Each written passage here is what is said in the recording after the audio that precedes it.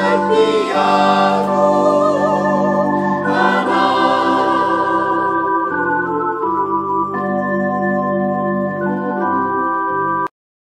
miarabantsika tsirairay avy indray tratra izao alahady maraina fa 3 ny volana Desambra izao misaotra an'Andriamanitra isika fa mbola lehibe ny famindrampony sy ny fitantanany antsika tsirairay avy fa dia raisy tombontsoa ho anao manokana izany.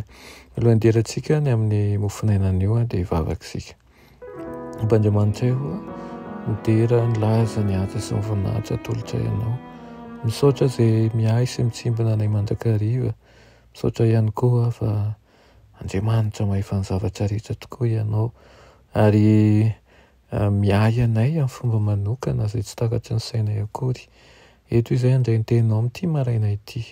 Koa dia mangataka aminao akasika ny aty fonay, ny aty fanahinay, ny mombanay rehetra, ny fiainanay rehetra ka aoka ho anao tokoa izay amin'ny fahafianony. Aminaran'i Jesosy, amen.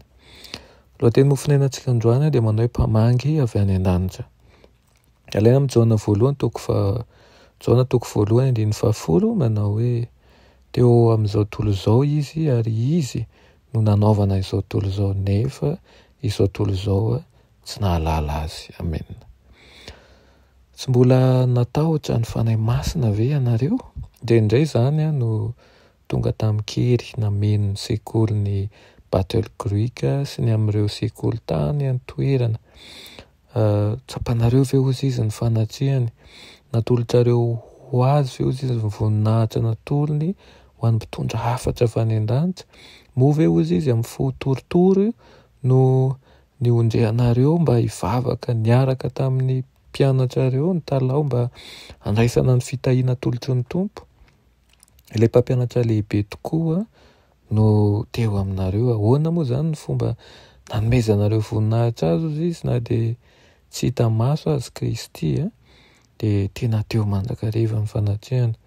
Moa ve tsy efa novonoina fa natokana ho an'ny fianarana ny sekoly ary manana ny fotoana ny zavatra rehetra ozy saingy ny hoe sarobidy loatra ireo ora izay natokana ho an'ny fianarana ka tsy misy voatokana hiasan'ilay mpitondra hafatra avy any an-danitra. Raha nanakana sy nandany fanahy masin'Andriamanitra toy izany ianareo dia mangataka anareo aho mba hibebaka haingana arak'izay azo atao. Raha misy aminareo namidy ny varavaran'ny fony na nidy an'izany ary nanao mba tsy hahafahan'ny fanahy hiasa ao anatiny dia mananatra anareo aho hanokatra an'izany ka hivavaka amin'ny mpanetretena ianareo. Mamela ilaza aminareo izay fantatro momba n'io mpamangy avy any an-danitra io. Nandritra ny ora maro ny fanahy masina no nielohelo teo ambonin'ireo tanora tao anatin'ny ora fianarana saingy misy fo izay mangatsiaka sy feno haizina loatra ka tsy naniry ny fanatrehan'ny fanahy ary dia niala teo ny fahazavan'Andriamanitra. Tokony ho nanokatra ny fahatakarany ilay mpamangy avy any an-danitra, hanome fahendrena sy fahalalana teo amin'ireo lafiny rehetra amin'ny fianarana mba ho azo ampiasaina ho voninahitr'Andriamanitra izany. Tonga izy handresy lahatra ny amin'ny fahotana ka nalefaka ny fo tonga mafy noho ny fanalaviran'Andriamanitra tanatin'ny fotoana maharitra izany. Tonga izy hanambara n'ilay fitiavana lehibe izay nitiavan'Andriamanitra an'ireo tanora ireo ary ny tanora rehetra ankehitriny ihany koa mbola mamposaka ny fitiavany sy ny famindram-pony mandrakariva i Kristy. Raha fitinina ny ten'Andriamanitra raisintsika amin'ity maraina ity dia tsaroa fa ilay mpamangy avy any an-danitra dia manome ny fitiavany feno ho antsika tsirairay avy, indrindra ny tanora dia tena manana anton-javatra tokoa izy ireo ary tena avahan'Andriamanitra tokoa satria manana mission ho an'ny tanora tokoa Andriamanitra. Dia ary ao anatin'ny tanora ny hery rehetra, ao amin'ny fahatanorana ihany koa ny fitomboana rehetra, koa dia aoka ny hery izay laniana dia mba ho ao amin'ny Kristy, aoka ihany koa ny fotoana izay ho laniana ho amin'ny fikarohana ny fahalalana rehetra dia mba misy ihany koa ny hanaovanao fikarohana manokana sy ny fahalalana manokana ary ny fanandrama manokana ao amin'ny Kristy. Tany mafy tokoa ho Kristy ho ampingatsika ho fa izy ilay loharano tsy mety ritra izay miboboka tokoa ka ny ten'Andriamanitra ny ho jiro manazava antsika ny amin'ny lalam-piainantsika rehetra.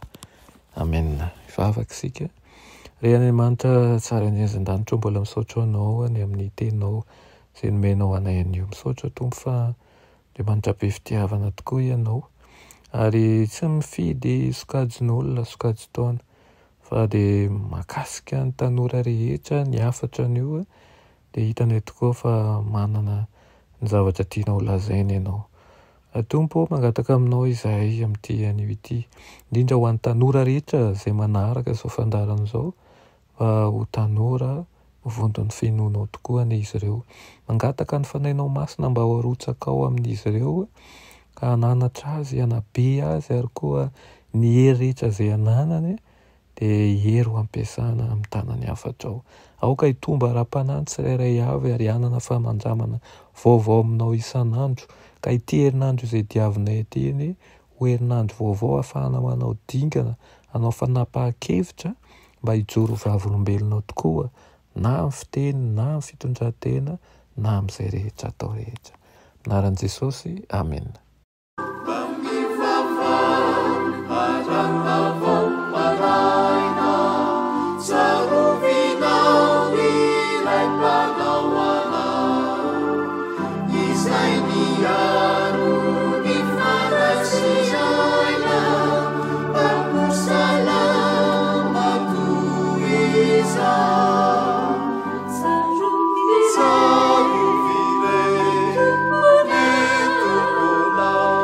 Piaro